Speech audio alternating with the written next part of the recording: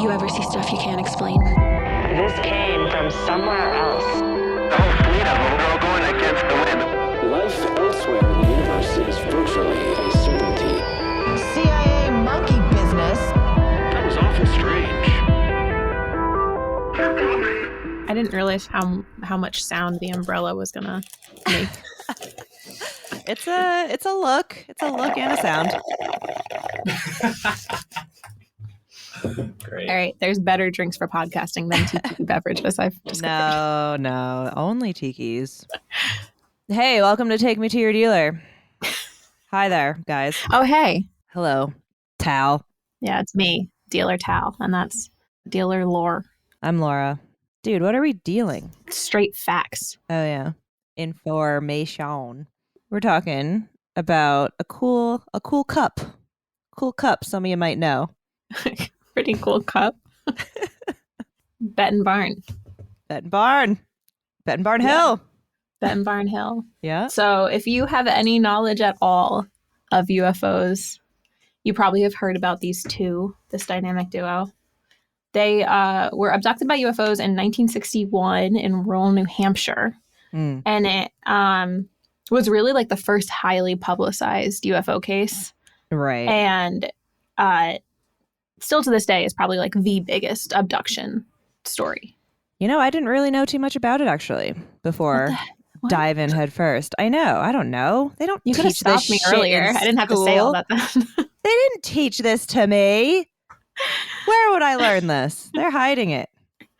Okay, well, I've heard about it a bunch, I guess, personally. I just met me. Oh, yeah, you're the only one that knows.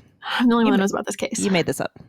Yeah. You are Bet and Barn collectively, embodied in one.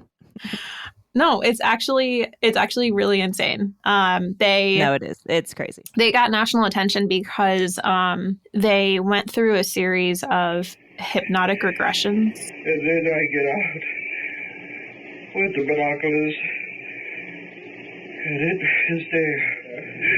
Oh, God damn it! Calm down. Calm down. It's there, but you can see it, but it's not going to hurt you. Go on. Those tapes have been released, and if you listen to them, they're like really scary. Oh my God, it's like hard to listen to. Yeah, it's a lot of emotion. And I mean, these people were traumatized about something. Yeah. No, clearly you can't fake that. Like listening to the crying, the screaming, it's not either like amazing actors or they're actually traumatized. And I believe that they're actually traumatized because why would they be acting? Oh, yeah, for sure. I mean, you can, whether or not they got abducted, whatever, if you guys want to question it, even though they clearly did. If you're not bunked. If you're not bunked yet, the fact is something really upset them. Mm-hmm. And they were both pretty upstanding members of their community as well. Like, this is not, you wouldn't expect this. They weren't on the hooch. No, not yet. No hooch. No. Betty Hill was a social worker. Barney Hill was a U.S. Postal Service worker. He was also, they were both members of the NAACP. They're an interracial couple in the 60s. So, again, the last thing that Barney wanted was any sort of additional attention. And he kept talking about that a lot. They were also Unitarians, which I find more interesting. I was reading that they did a bunch of lectures like in their congregation. I think their probably church really supported them through this. Yeah. Right. They like talked to their pastor and stuff. It was like they had a lot of support. They had good family relationships. Everybody knew that they were happy together. There was no basically they had no issues. Like there's nothing going wrong really in their lives besides what was about to happen to them. Yeah, besides this massive thing. Yeah, besides this little thing. Yeah. So a little background here before they actually were abducted. They went on a vacation to Niagara Falls. Yeah. That's what you do on the East Coast. I guess. That's all there is. Pretty much. And Montreal. Just doing a little of both, I guess. And on the way back, so this is September 19th, 1961, around 10:30 p.m. is when this is all happening. So it's night. I guess they stopped over for at a diner for a coffee, and we're on track to arrive home by 3 a.m. Mm-hmm. And then just south of Lancaster, Pennsylvania, Betty's the first one to notice this like weird bright light in the sky. Yeah. And she wrote it off initially and was just like, oh, it's just like a big star. Like she even thought it might have been like a falling star, but it was moving upward. So that's kind of not a falling star. Yeah, I guess at first it was like falling or something, and then it was like between the moon and Jupiter and started like coming up and like to the left, I think she said, of the moon. Yeah, real weird behavior for a falling star. So she started getting a little freaked out. Mm-hmm. Also, didn't she have like a sister who saw a UFO or something weird before? Like she had like a strange encounter. So she was like kind of into UFO lore and all that a little bit, like nothing crazy. She wasn't like, she wasn't on the hooch. It sounds like from here she kind of, she's like, oh, a falling star. And then immediately is like, that's a UFO. Yeah. And Barney's way more practical and is kind of thinks it's like a satellite at first or something. Yeah, he's weird. like, bitch, shut up. Yeah. Stop it. Stop it. It's late, tired, gonna get home. But she's pretty freaked out and she wants to look at it more. I don't know if she's freaked out, actually. Maybe she's just like intrigued at this point. She's intrigued, yeah. I think at first there's obvious intrigue, yeah. Yeah, so she wants to pull over and watch this weird ass light that keeps growing kind of bigger. Uh-huh. And they also had their little tiny puppy with them. And Darcy. They needed to take their puppy out, little Darcy. Yeah, what an adorable name and what an adorable dog. This little wiener dog. It was so cute. Yeah. He's the true hero of the story. Darcy should not have had to deal with all this. What happened to Darcy? Well, we'll answer that later. I don't have an answer, actually, but we're gonna find one. Well, we will. We'll get there together. Mm-hmm. Excuse me. Why? Excuse you, Frank. Frank did not like Frank got jealous of Darcy. Yeah, he's not listening to us talk about other dogs. Yeah. I'm sorry, Frank. You're cuter. Oh my God. Yeah, so all right. So they're pulled over the side of the road. She's watching this light. It's like doing weird things in the sky, like moving in weird ways. And now at this point, she's like, yeah, it's a UFO for sure. Mm-hmm. Barney's basically like, again, stop, it's an airplane. So he takes the binoculars and starts looking, kind of like, I guess to just prove it's nothing. And it rapidly starts descending in his direction. I have a question. Why did he have binoculars? Was that like a common thing back then? I feel like, yeah. I feel everybody like just had everyone them. had binoculars. Like my grandparents have binoculars. They always have binoculars. Do you have binoculars? Yeah. I don't have them. You have them? Wait a second. Yeah. Okay, then it's not that weird then. It's weird to me to just be like, oh, let me just pull out my trusty binoculars. Like, look, I'd have to find them. I don't have them in my car, but I don't know. Maybe you should. Now, yeah. Yeah. You're right. Okay. So yeah, he's definitely a little more freaked out now. While he's looking through the binoculars, he can see that it's like flashing these multicolored lights. And from what it sounds like, his response to this is basically like, let's just get back in the car and go home. Just, calmly, just like, all right, yeah, Darcy, you're done. We're going to go home now. This has been weird enough for one night. Yeah, they're like tired. It's like the middle of the vacation. Night. They have been driving for a little bit. Yeah, it's like, okay, maybe my eyes are playing tricks on me. Like, I don't know. Some weird's going on. Yeah, they're driving now down it's a pretty isolated stretch of mountain road. From what I've been reading, it's like pretty mountainous on like either side. There's no lights around. It's pretty dark. And Betty's watching it in the rear view this whole time. It seems to be following them. While she's looking at it, she can see that it looks like it's rotating, and it's also around 40 feet in length, which I guess they've kind of calculated after the fact based off like other things she said it was like near. Like there's like a mountain range or something, and like I read that it like went over like a restaurant. It seemed to be like weaving the way that she described it, like in and out of these mountains, like just real erratically and stupid. Yeah. And then it all of a sudden descended rapidly towards their car. Oh, hello. And like shot past it. And it happened so fast that Barney like abruptly stopped the car in the middle of the road. He was like, what the hell's going on? Just slammed on the brakes. I don't know. I don't understand that. I would just drive faster. Like, I don't understand like why you would stop when it's I don't know. He was like scared. Maybe. All right. Yeah. I guess, but it starts like hovering in the nearby field. next to them. So he gets out of the car, and at this point, he's definitely a little bit more freaked out than he claims to be, because he grabs both his pistol from the glove compartment and a wrench and his binoculars. What's he going to do with the wrench? What are you going to do with the wrench, Barney? I don't know, whatever he can't do with the gun, I guess. All right. Maybe they just needed assistance. That's true. Yeah, they were broken down. Yeah, he wanted to be a good citizen. So he gets out of the car and he starts looking at this thing through the binoculars. And do you want to walk us through what he sees? Oh my God. Well, in the little window? He sees what he sees is bipedal humanoid creatures. And I think later on he says that they're wearing glossy black uniforms. It's aliens. It's like full on. He sees them in the window. He said there was like 8 to 11 of them. Yeah. And they had caps on. And I also read later on that he said that they reminded him of Nazis. And I almost wonder if that's more just like his fear speaking. Like, this is like the 60s, and he was like, oh, these like Nazi looking creatures. Yeah. Well, I mean, later on, we'll talk about how like Betty had dreams of like military men too. Right. Like, very kind of militant Nazi like figures. Yeah. Yeah. But so I guess they were all looking at him back through this like one big window, and he noticed they had big black kind of slanted eyes that were, as he describes, just somehow not human. Yeah. Like they just freaked him out. And he felt like they were trying to communicate with him. Like telepathically, right? Like thought implants. Yeah. He didn't say telepathic, though. I forget the phrase he used. He didn't know what telepathic meant. He just said they were like communicating with him through his mind. He had no idea what they were doing. Exactly.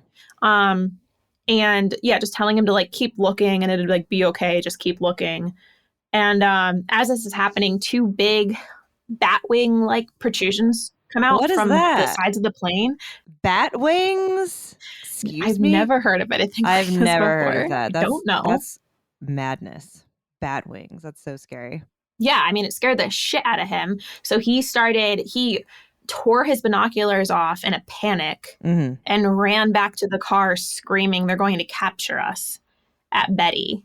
I wonder, why did he say that though? Like, did they implant that thought into him? Like, yeah, they communicated it with him, and they like started lowering a ramp. He knew. Oh, yeah. That's right. Mm-hmm. Yeah, and he just started, screaming, running back to the car. They just started speeding off down the road. Right. As fast as they could at this point. Where's Darcy at this point? Oh my God, where's Darcy? Where's Darcy? Did they leave Darcy behind? Oh shit, we forgot Darcy. No, it's such a cute thought that Darcy's just like probably like in the back seat just looking around. So scared. So scared, but maybe also like excited, like, oh, new friends. They cute. Maybe. Yeah. Maybe they were communicating with Darcy too. Oh yeah. Yeah. Oh, boy. Darcy's in on it. Of course. Yeah, so they're speeding down the road, and they like radio wave kind of sounds are bouncing off the car and like static. Yeah. And they start feeling kind of tingly inside. They're hearing like a buzz. They're feeling very drowsy. And then I guess they heard like a really loud buzz, lost consciousness, and woke up 2 hours later to another loud buzz. So basically it was like loud buzz, pass out, another loud buzz, come to, and they were 35 miles further down the highway. Yeah. And they're still driving. Like they're just, Barney was so freaked out. He asked Betty if he was asleep at the wheel. And she's just also like, where the hell? Oh, that must be where we are. Like also just completely out of it. Right. Exactly. Yeah. They just come to, they snap out of it, and they're just like, okay. Like trying to figure out where they are. And it's 35 miles down the road. Yeah. And they have 85 miles away, I think I read actually. Oh, really? I read that. Was it 35? I heard 35. It was a far way away from where they were. Any time that's like between you're still driving and you're unconscious, like, okay, any mile would not be cool. Yeah. They finally get back home like 2 or 3 hours later. Yeah. They're like, while they're driving, Betty's like, said, like those things did something to us. And he's just like, shut up. No, they didn't. And that's it. Like they don't really speak about it at all. They just get home and they're freaked out. What an awkward car ride home. A lot of awkward silence.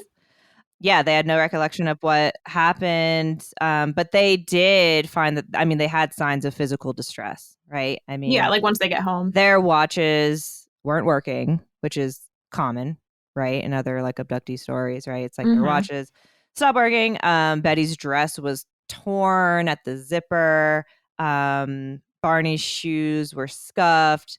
They were scuffed on the toes. Yeah, like he was dragged, right? Yeah. They were like nice dress shoes. I feel like back that then, really like freaked him out. people like, you know, maybe took care of like, I don't know. I just feel like dress shoes like back then, like you couldn't just like order them on Amazon. Like they were like expensive and nice, couldn't and be scuffed. Exactly. You could not scuff your nice dress shoes. So yeah, No. that was definitely weird.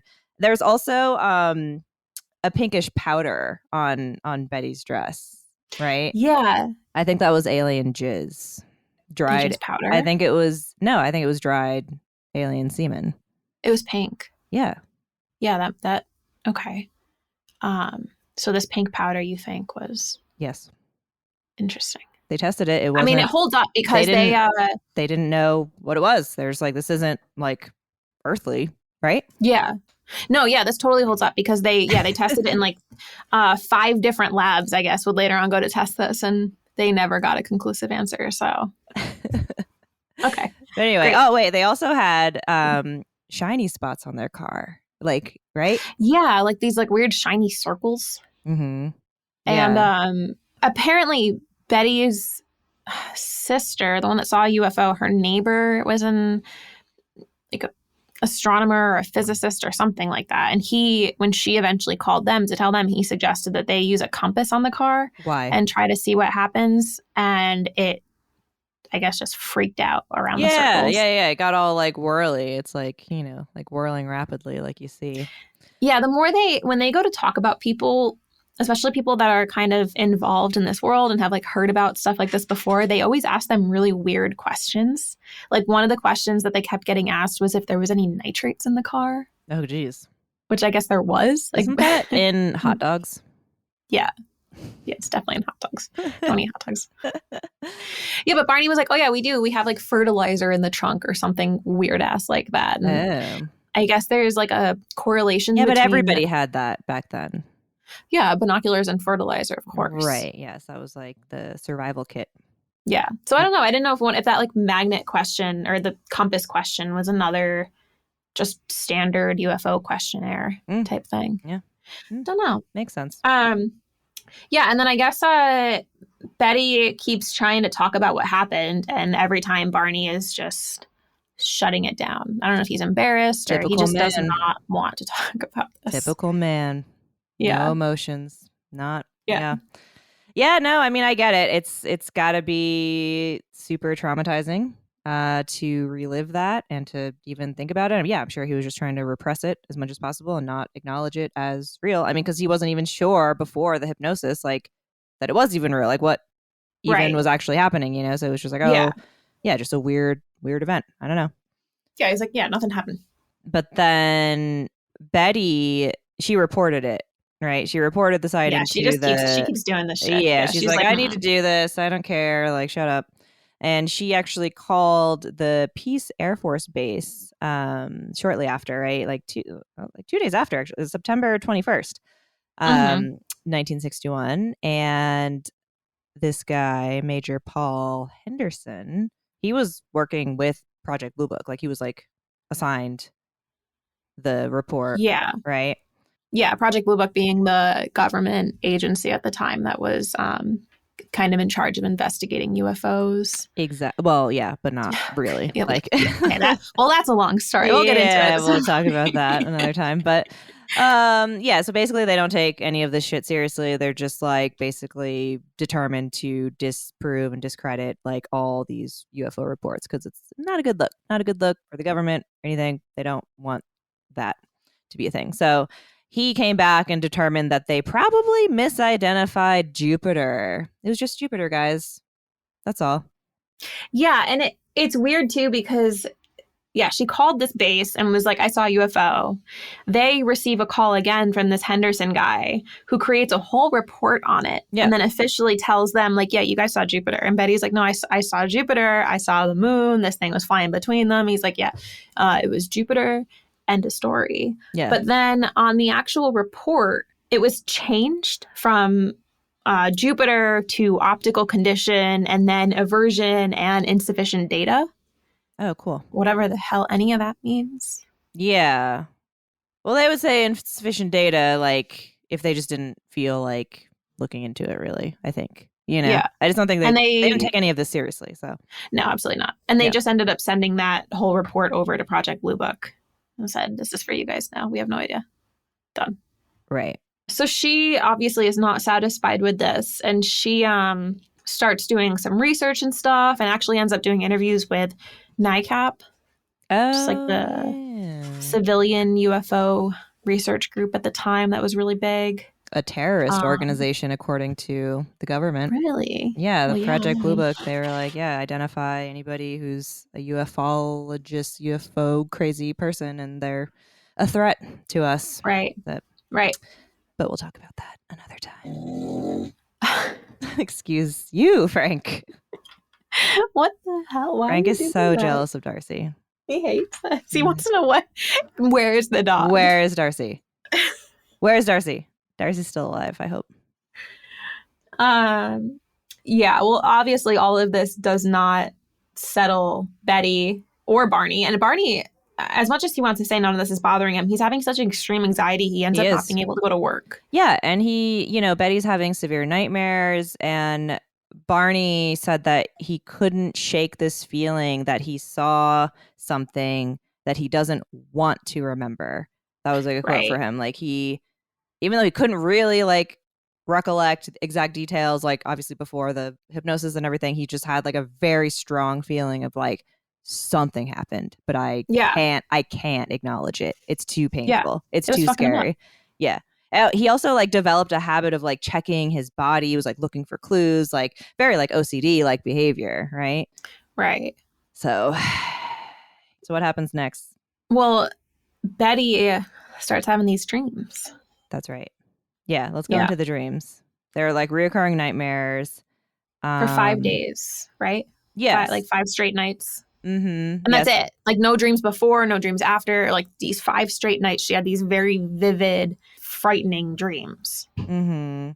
Yeah. So basically the gist of the dreams, she was just dreaming about, like we said before, like men in military uniforms. They had dark hair, dark eyes, bluish lips, gray skin, conducting medical experiments and exams on them. Basically, she says that she basically dreams about what happened after they blacked out while they were driving. Mm-hmm. And she says that these guys, these like weird figures, came and collected them from the car, and they started walking into the forest.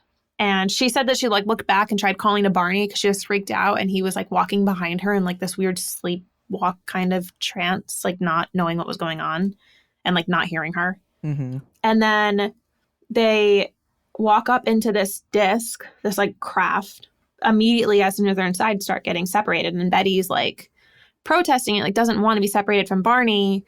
But this man she keeps referring to as the leader, he seemed very authoritarian to her. Oh, yeah. He said it would take way too long to conduct the exams if they were examined together. Oh, okay. Well, there. Okay. Well, in that case, go on then. Get him out of here. Yeah, and like she's in this room by herself, and this examiner comes in and starts talking to her in this like really weird but like pleasant and calm manner. That's nice. Yeah, and she's speaking to both of these people in English, but the examiner's English is like kind of off. Like he doesn't really know English as well as the leader. Okay. And but wait, they're speaking also, or they're like thought, like they're like telepathy. I'm pretty sure in the dreams as well, she doesn't remember them speaking. She just knows that they're communicating somehow. Okay. Yeah. Yeah, that's common also with other abductee stories. It's like never like full on just like, oh, like talking communication. It's always like, you know, thought implants basically. Yeah. So yeah, checks out. Yeah. But they just start doing real weird shit to her. He cut off like a lock of her hair, took trimmings from her fingernails, scraped off some of her skin. The part that's real freaky is he put a needle into her navel and causing her extreme pain. Yeah. But he just like waved his hand in front of her face and it was gone. Yeah, so she dreamed about this, and also later, like in the hypnosis sessions, like she talked about that too, right? Yeah, this would come up again. But the first time it appears is in her dreams. It's the first time she really remembers this happening and is like super freaked out by this. Right. But she's not like aware that this actually happened like after she had the dream. She was just like, these are weird dreams. Like, I don't know. But she's like trying to talk to Barney about it, and Barney's like, again, like writing it off, like, shut up, bitch. Yeah. Yeah. Not a very supportive. I'm sure it went exactly that way. Not a very supportive husband. There's been this whole time Barney has said one thing. Yeah. And it's shut up, bitch, over and over again. I'm sure he was a wonderful man. I think he was. I think he was pleasant. He just was traumatized. I get it.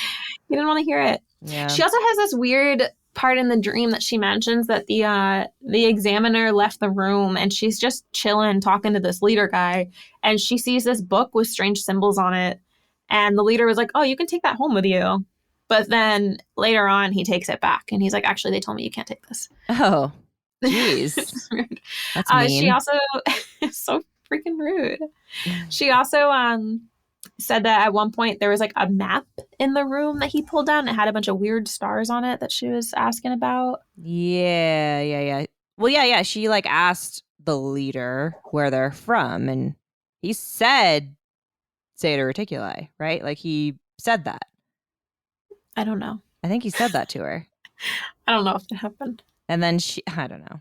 I could be making that up. But I think, no, I mean, she obviously like was able to remember the star system, remember the map, even though she wasn't allowed to. Yeah, at least from her dreams right now, she like very vividly remembers this map. Yeah. For sure. Yeah, it was like imprinted. It's just like weird. It's like they didn't want her to remember it, but then like obviously she was going to remember it. You know, I don't know. How'd they not know she was going to remember it? So at one point I guess there's like a big disagreement between all the people on the ship, and they start escorting the Hills from the ship. And that's when the leader told Betty she can't keep the book that she likes. And then he tells her that the other men don't want her to remember the encounter. And Betty said that no matter what, she'd one day remember the events. And then she said that in her dream, they get back in the car and they watch the craft take off, and then they just resumed their drive. Yeah. And so, yeah, she just wakes up from these dreams, like well rested, I'm sure, and ready to face the day. Yep. Just ready to go. Yeah. Ooh, just a nice, pleasant dream that I keep having night after night. That's extremely traumatizing. Yeah, so she's having these dreams. Then they start the hypnosis, right? It's like they realize, like, okay, we need to kind of figure this out. Like, we're both having... Well, I think it was a little bit of that. It really started from Barney, because Barney was so fucked up over whatever happened to him. And he would not let Betty talk to him about these dreams at all. So he knew nothing of what Betty was dreaming about. He just was fucked up all on his own and started going to a therapist. And then the therapist was like, I can tell that something is really upsetting you. Yeah. And I don't know what that something is. Yeah. So I suggest you go to this hypnotist. And this is like, this hypnotist specifically was known for these deep hypnotic regression. Yeah. That was like a revolutionary, like it was like a new technique. Like it hadn't really been done before, but it was like, it's basically just putting people in a deep kind of trance like state to help them recall, you know, what happened during those missing 2 hours. And they did. Oh boy, did they recall. Oh boy. Yeah. So they were hypnotized separately. They were. Yeah. So wait, they did talk to their pastor at their Unitarian church. he was very supportive, but I think I can't remember his name, but he's the one who suggested that they go see this hypnotist. Gotcha. Okay. Benjamin Simon, I guess. Gotcha. He wasn't like famous or anything. He was just like a hypnotist that he knew and suggested.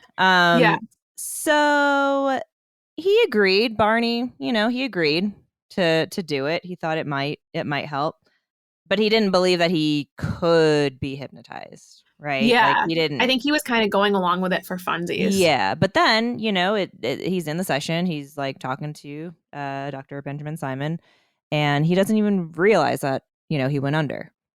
So he goes under. He's fully hypnotized, fully bunked. And Dr. Benjamin Simon immediately notices that, Barney's way more affected by this event than he was letting on. Like, he's way more traumatized. He's way more upset. Right. But he doesn't believe that it was an extraterrestrial event. Like, no, I don't think this guy believes in UFOs or aliens or anything. He's just no. like, something's bothering this guy and I got to find out what it is. Yeah, I'm sure he thought it was like, it was just like a childhood trauma event. Maybe it's like, being black in America, like at the time, they kept talking about that. Like, they like made up all of this because he was so upset over how people would perceive their relationship. But that wasn't really happen that much to them, like, I don't think they were very loved within their community. They're not like on record saying that they got a lot of like, I mean, yes, like during that time, like obviously being an interracial couple was stressful for most people, I would say, but like, they didn't ever say that was like the case. So Barney's, he's hypnotized, he's under, as they would say, and he starts talking about it. And he's discussing, seeing these human-like figures. He starts getting into it, and then he becomes like extremely, extremely emotional, extremely distressed and scared. He's screaming. He's like saying, like, God Almighty, like, if there is a God, like, please, God, like, say. You have to just listen to these accounts. God, if there's a God, give me strength. I gotta get away. Oh, Betty! All right. We gotta get away, Betty! All right. Calm down. I'm driving. I gotta get away. And they're very upset. They like made me upset. Like, I got upset. I like couldn't listen to all of it. He kept talking about the eyes too. Yes. He kept coming back to their freaking eyes. Yeah, because at one point he says he felt like the eyes had pushed into his eyes. Like, they were like, those eyes, they're in my brain. All I see are those eyes. Like, Yeah, he was like, they're just there. They're just up close to me, pressing against my eyes. So what scary. The hell? So wait, like, the eyes really upsetting. The eyes were kissing. Like, they were making out. Don't ever kiss with your eyeballs. Don't That's kiss not what with your they're for. eyes. It can't be good for Nasty. you. Don't do it. Also, like, while he's under Barney again, he's talking about breaking the strap on the binoculars. So that, was kind of a recurring thing. He says also that, even though he was afraid, he felt compelled to pull the car over and head into the woods to check it out, to see what's going on. So like, something was drawing him, something was pulling him. It's almost like he wasn't fully in control, Yeah, like he didn't make the conscious decision to do it. Exactly. So he's, kind of getting deeper and deeper into this trance. He's talking more now about what actually happened inside the ship. So they were separated. So Barney was separated from Betty. They were put into different rooms once they were, fully abducted, fully bunked. Yeah. He was made to lay on a small exam table, and he believes that a sperm sample was taken from him, but does not recall orgasming. Yeah, I mean, look, listen, Barney they didn't jerk him off. They did not jerk him off. He's an upstanding member of his community, and the last thing Barney's going to do is sit here and talk about the aliens jerking him off. Hypnosis or no hypnosis. Like, it's just not going to happen for him. Do you think they really jerked him off? I totally do, yeah. Man, he probably loved it. I had a great time. I'm not going to assume, all right? Look, I don't know. Betty had to watch. Yeah, it was hot. Betty was not in the room, Laura. Betty was aware. She wasn't there. He mentioned that this part really fucking freaked me out. He said that he could hear Betty in the other room talking so Betty to could the hear leader. Betty could then hear him being jerked off. Jerked off. Yes. Yeah, absolutely. I didn't even put that together. And it was hot. I don't know if she thought it was hot. What if she didn't like it? Don't do that to her. She's jealous, yeah. No, I get it. But no, he heard her in the other room talking to the leader, and he said they were speaking this like weird mumbling type language that was definitely not English. And he has no idea about her dreams. He doesn't know what she's talking about in her hypnosis sessions, and it completely lines up with what she was saying, that she was like talking to this alien. Right, yeah. It's so freaky. Yeah, the thought transference, though. He's like, oh, it seemed like they were using thought transference to communicate because, he didn't know about... Yeah, that's what he keeps saying instead of telepathy. Telepathy, yeah, he doesn't know about that, so... Yeah, because it's pretty wacky information for the time. No one knows what telepathy is. Yeah, they also both say that they don't recall, like, the guys moving their mouths. Like, they weren't... Yeah, right. Moving their alien lips. Yeah, those. Nah. But he does recall. Do you think aliens have lips? Those alien lips sucking on that. You know what? Actually, I've never sucking on that. In all of the they weren't sucking on any titties. In all of the alien descriptions I've ever read, I've never heard anyone discuss their lips. But in Betty's dream, she says that they have bluish lips, not like a bluish slit. Yeah, no, I mean it's like everything you see. It's like a slit of a mouth. Fuck. I know there's no lips. Yeah. It's disgusting. Okay. Definitely, they do not have DSLs.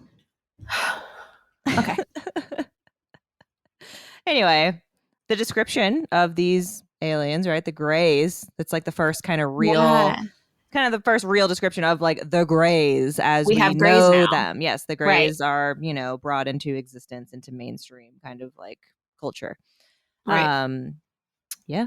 And that would be the case for many other abduction stories. It's always, the Greys. I mean, which you guys will remember from our President's episode. Yes. That it was, in fact, the Greys that signed the treaty with Eisenhower. Right. In order to abduct humans. So it makes sense. Do you think they sucked Eisenhower's dick? I thought they weren't able to. Well, with the slit, it's like, the fleshlight comes in many different varieties. I don't really think about it, to be honest with you. So we'll move past there is a slit. There's just a slit. There's like lips, we'll vagina, and then there's a slit. Okay. Nondescript.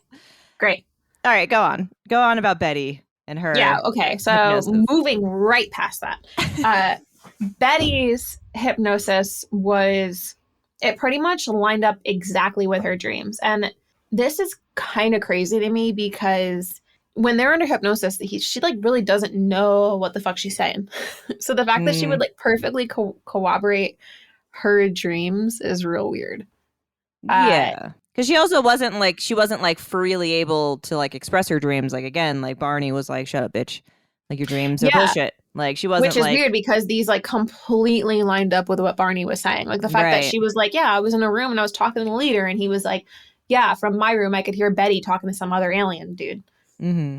It's weird. And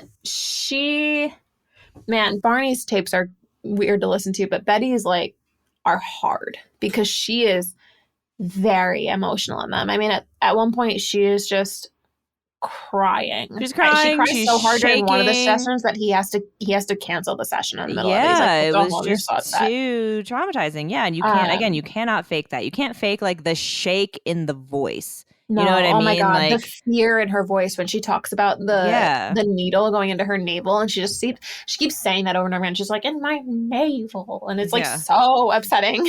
Right. It's like hard. I wouldn't want that. No one wants it. I don't want it. But she discusses her star map again. Right. And this time she kind of describes it as like very similar to a hologram. Oh yeah. Also on that, the way she describes things in her hypnosis is just very like just slightly different from her dreams. Just different enough to be like, one is a dream and one's a recollection. Yeah, exactly. Mm-hmm. Like it's just like vague as opposed to like fact. Like this is like what actually Right. happened. Right. So she starts describing this hologram, and she drew it for him. Mm-hmm. She draws 12 prominent stars, and they're connected by these thick lines that she says were described to her as trade routes. Scary. And then she has 3 lesser stars that formed a distinctive triangle that she said were less traveled stars. Obviously, there's no context for this whatsoever, but a bunch of people have tried to figure out exactly what stars these are, if they are based off real stars. And an amateur astronomer named Marjorie Fish would eventually... It's a cool last name. Yeah, she's pretty chill. Do you think she smelled fishy? No. I think her ancestors probably did. Yeah, that's true. That's true. Yeah, so she assumed that basically one of the stars on the map has to be Earth's sun in order for them to have traveled here and be using this map. Mm-hmm. So using that, she constructed a 3D model of all nearby sun-like stars and then studied the thousands of different vantage points. Yeah, it was like that where would have done this. Like where they were right at the time of the abduction. Like she also kind of like mapped that onto where they were. I mean, it took her like many years of research doing this and like redrawing things and trying to make them fit. And the only one that she could ever figure out that kind of matched was from the viewpoint of Zeta Reticuli. Dude, Zeta Reticuli. Fucking Bob Lazar. Fucking Bob Lazar. Where have we heard that? He was right. Back in. He was fucking He's right. He's always right. Yeah, justice for Bob. That's This pisses crazy. me off so much. Why don't we try to like, do we like direct radio waves and like, do we use like SETI like in that direction ever? Like, perhaps. Like, I mean, probably not, because NASA is probably totally fucking in on it and knows exactly what's hanging out from Zeta Reticuli. Yeah, they do. They're compromised. Yeah, they're like, oh, we don't know. They know. Yeah, Bob's right again. Baba Lazar. But wait, going back to the needle in her navel. Needle in her navel. Sounds like a children's like fairy tale rhyme or something. Needle in my navel. Yeah, it does. It was explained to her as a pregnancy test. Yeah. They were like, under hypnosis. She said that. Yeah, under hypnosis. She was like, oh yeah, it was like a pregnancy test. And that's not the easiest way to do that for sure. No, there's other ways, I think. But so they did it, and she was like reliving this, obviously, like under hypnosis. She was screaming, crying, and then again she says that they like waved their hand over her and the pain went away. Mm-hmm. So that's like just so crazy to me. That's so scary. I hate that. No, it's not fun. No, and I hate needles in general, but like a needle going into my navel. No, don't do that. Makes me sick. Don't do that. Listen, Grace, don't do that. Yeah, please don't. I don't nice. Like that. I can just pee on something for you if you want to check if I'm pregnant. Yeah.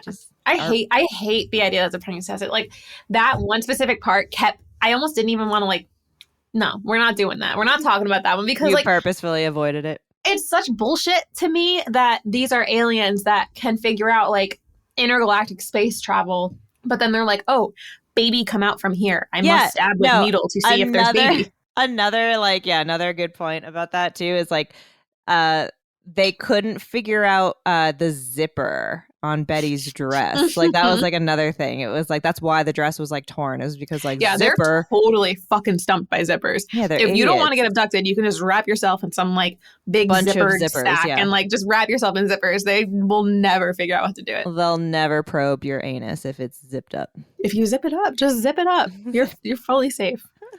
So Simon hears all of this, hears their similarities, and assumes that Barney's fantasies in quotes. I hate that he called them fantasies. I hate that. Fantasies. Yeah, it's like so like dismissive of what they went through. Clearly they were emotionally like traumatized. I don't know. Yeah. He says his fantasies were based off of Betty's dreams, which is bullshit because Barney didn't even fucking know about Betty's dreams, first of all. I know. Yeah, he didn't.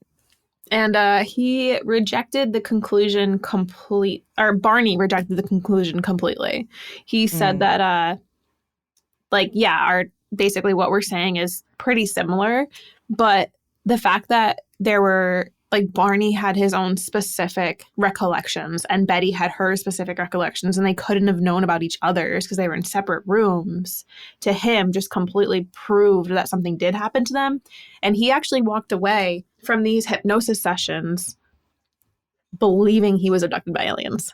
Yeah, he was like, all right. Fully Okay. bonked by the end of it. I'm fully bunked. I get it. Yeah. And then after that, they sort of went back to living normal lives, right? I mean, they were like, okay, let's just try to, move on here. Well, because the hypnosis sessions helped them. The reason they went to hypnosis worked. Yeah. And they left there feeling better. They weren't like trying to get the world hyped on aliens. They just wanted to live normal lives again. Yeah. And when they finished those sessions, they did. They were happier than they were going in, and they were ready to move on. Mm-hmm. Yeah, right. Yeah. So they were, it seems like Betty obviously wasn't having any more dreams. They weren't like as severely like tormented. They, were consoled by friends and family. Their church obviously again was like super supportive of them. Yeah, but it was all their like close-knit circle of friends and family. They weren't trying to be popular or famous or anything. They didn't speak to anybody about the encounter publicly. Like they didn't talk like a journalist or anything like that. Right. But a journalist talked about them. Yeah. So on October 25th, 1965, there was a front page story in the Boston Graveler? Gazelle? Sure. Graveler doesn't sound right. Graveler. Maybe that was a mistype. Listen, there was a newspaper in Boston, okay?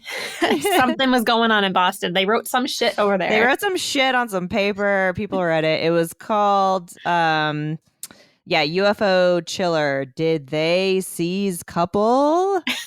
It was like, did they seize couple? Is how it was written. Yeah. So this reporter, John H. Luttrell, had been given an audio tape recording of the hypnosis? No. The Hills, before the hypnosis sessions, when they were kind of like going around talking about what happened to them, to their like friends and families, and like within NICAP and within their church, he like got some audio tape of one of those. I see. Okay. That's where I was like, wait, they didn't talk about it to anybody like, in the press or anything. So why was it recorded? But I think, I don't know, somebody just recorded it.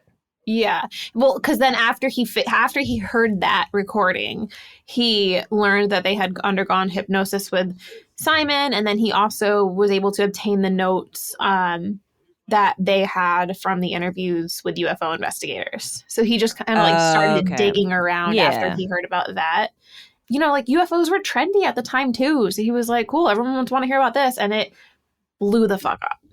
It's true. I mean, Roswell had happened like 15 years prior to that, but Roswell wasn't really like in like the public lexicon quite yet. It was still pretty like under wraps. And then like Project Blue Book at this point was like doing a pretty good job of like quelling like everything, like making it sort of like a crazy thing. Like, so that's why I feel bad for them, is because it's like, at the time it was probably like a lot of like ridicule. It wasn't like taken seriously, like I think it was not like a hit piece obviously, but it was like, oh, this is obviously going to get a lot of like attention for being like crazy crackpot. But it did. I mean, it picked up international attention, and as much as they were like, oh, these crazy crackpots, like people at the time were still really freaked out because there was like that Washington, D.C. flap, like we had talked about in the president's episode. I mean, people were aware of UFOs, and they definitely wanted to know more. And this was the more. Yeah. Also, they had a niece, the Hills. They had this niece named Kathleen Marden. And she was 13 years old at the time of their abduction. And because, their story was so convincing, because they were so traumatized by what had happened, it was so believable. She actually like dedicated her life to becoming a researcher. She actually became the director of experiencer research at Mutual unidentified flying object MUFON. network. So MUFON, yeah, that's like a popular kind of well-known. It'll come up again. Yeah, we'll talk about it. So yeah, I mean, I think that that's like pretty credible. Just like, it wasn't like, oh, hey, little girl, like, believe us and dedicate your whole life to studying this. It was just like, no, this is like her fucking family. Yeah. She cares about them. The story didn't change ever. It wasn't like, oh, grandpa or uncle and auntie are on the hooch again. It was like, you know, they were credible. Also, did you know that their granddaughter like fights for like UFC or something? I think her name's like Angela Hill, I think is her Amazing. name. Yeah, Wow. she's like and she's talked about it. Like, oh yeah, I don't think she Is this like your best Rogan impression? is that what I'm trying to do? I don't know. Is she a really good fighter? She's a good fighter. Yeah, she's got a lot of, you know, muscles, and she eats a lot of elk meat, I've heard. She loves elk. She loves hunting bears. Yeah, and she loves aliens. Okay.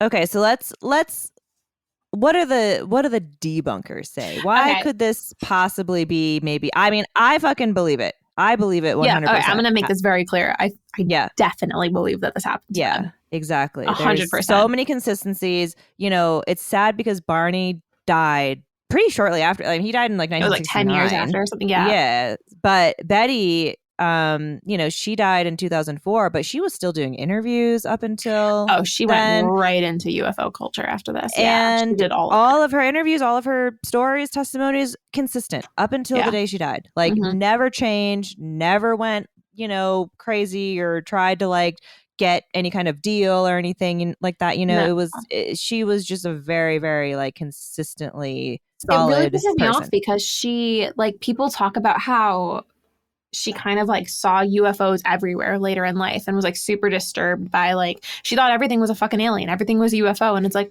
wouldn't you, if you were abducted and had some alien stick a giant ass needle through your stomach, wouldn't you start seeing UFOs everywhere and be freaked out? That doesn't, to me, that takes nothing away from her story. The reality is that UFOs are everywhere. Yeah, and true. that's what we're learning now, you know, and the government is obviously like, Yeah, like, are you guys admitting even to paying that. attention? Exactly. Like, yeah, they're fucking everywhere. We've been saying. They're here. They've been here. Yeah, no, she's totally credible. I also hate that I've heard people describe Barney's testimony as being like trauma from his tonsillectomy. Yes. Yeah. Well, that's been applied Which to happens other to people. all of us. Yeah, exactly. Well, like, yeah, so basically there's like a common debunking. The idea is that like people undergo surgery. Barney did have a tonsillectomy, and they say that, oh, he like must have woken up during the surgery, and then that's why you get all this like, oh, he was like, you know, just the medical exam portion of the, you know, of the account. It's like, but what? So what? He like told Betty, and Betty was just like, "Hell yeah, Barn, tell me more. Yeah, like, I'm ready to roll with this." Yep, let's do it. No, Yeah. it's bullshit. No. I also saw something where they were saying that like Barney potentially just was like screwing around and got an STD. Oh, I didn't see that. Yeah, and it's like he was screwing around. This was his like excuse. Oh, wow, that's elaborate. That is an elaborate. That's dude's rock. That's dude's rocking. So fucking hard. I respect that. Yeah, he said it wasn't my fault. It was the alien titties. There's nothing I could do. Oh my god. Yeah, none of this makes any sense, honestly. I mean, he could have still. Yeah, I think that could also be the case. He just got an STD from those alien lips. Yeah, getting that semen sample. Right. Okay. But yeah. So also, I mean, look. During this time, you know, yes, aliens were sort of like in pop culture. There was the movie Invaders from Mars in 1953. And there's a scene actually where a woman is stuck in the navel with a needle. So what? I don't know. So what? That's what people say. People say that Betty stole that idea from that. I don't know why she would. There was also an Outer Limits episode that aired 12 days before Barney's hypnosis session with gray aliens. Right. But I don't know. Betty said that she had never seen the show. Yeah. She's like, I don't know what that is. Yeah, this feels like irrelevant to me. And I feel like also, you know, what if the gray aliens make themselves present to a lot of people, and then maybe like one of the writers of The Outer Limits had an encounter and then like told his story through art, like through, you know, an episode of The Outer Limits. I don't know. I mean, like literally happened with Close Encounters. Don't even get me started. Yes. Yeah, no, I mean, it's like the chicken and the egg thing. It's like, is popular culture inspired by real life events? I mean, this stuff was really happening. UFOs had been around and were bothering people, and grays were a thing. And now you start seeing UFOs and grays appear in television and in movies. That tracks just fine with me. I wouldn't necessarily take it away from their experience. No, I think it makes sense. I think that, you know, I don't really see why they would want to draw all of this attention to themselves. It doesn't make sense. Like, again, like their character is very like strong. I don't think they don't have a history of like being crazy. I mean, another thing that they say is like, oh, well, they were so sleep deprived, like that could have contributed to the like hallucinations basically. But yeah, this is like the dangers of driving while sleepy. Okay. But to have the hypnosis session be that detailed, that emotional, that intense, like you have to listen to these. You have to go right now and listen to the hypnosis sessions and decide for yourself. For sure. I mean, it's super disturbing. You can hear it. You can hear it in their voice. Yeah. And again, it's like, again, people point to like, well, they were an interracial couple. Maybe they were like dealing with, you know, just trauma associated with that. It's possible somebody saw them at the diner that they stopped at initially, like before they got abducted. They stopped at a diner. It's possible somebody saw them, chased them, attacked them, and then they like subconsciously just like change the story to like feel better about a racially charged attack.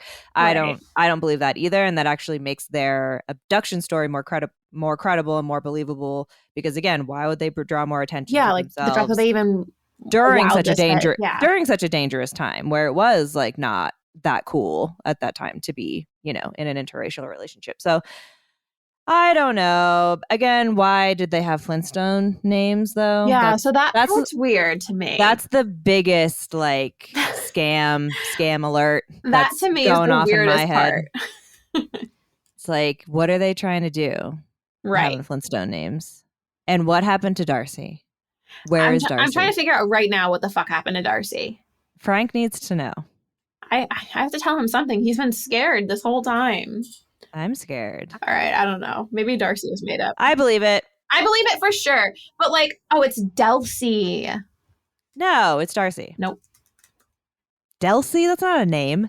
Apparently it was. DELSEY is not a name. No, it's Darcy. No, its name was DELSEY. What does that mean? Well, she passed away suddenly 7 years later. From what? Dehydration due to a bladder infection. What? I wish I didn't know that. Wait, where did she get the bladder? Why? Why was she dehydrated? Maybe she was also abducted. Oh, I'm sure. Why wouldn't they be interested in DELSEY Darcy? Why wouldn't they be interested in a dog? Honestly, if the aliens are coming down at all, it's probably just to figure out what's going on with the dogs. Exactly. And they're just like, why do you guys get dogs? We don't have dogs. Like, give us your dogs. For sure. All right. Hey, find us on the inner connecting tubes that is the internet. No, there's a lot of connecting tubes online that you can find us at. You can find us on our website. Oh, yeah. What is it? tmtuidpod.com? Hell yeah. Did we get that? Yeah, we got that. We got that. We got that shit. Okay. tmtuidpod Instagram? Mm-hmm. tmtuidpod Reddit? Mm-hmm. I think that's it. Twitter. Oh, yeah, Twitter. I don't use that. No, I'm going to start a YouTube. I promise. We don't have it yet. I'm going to start it. Okay. Yeah. Stay tuned. Stay for our tuned faces. Yeah. You can see our faces moving, our DSLs moving around. Ooh, don't do that. Yeah. And also free Kevin. Free Kevin. As long as we're at it. Yeah, free Kevin. You know, if you like aliens, you'll like free Kevin.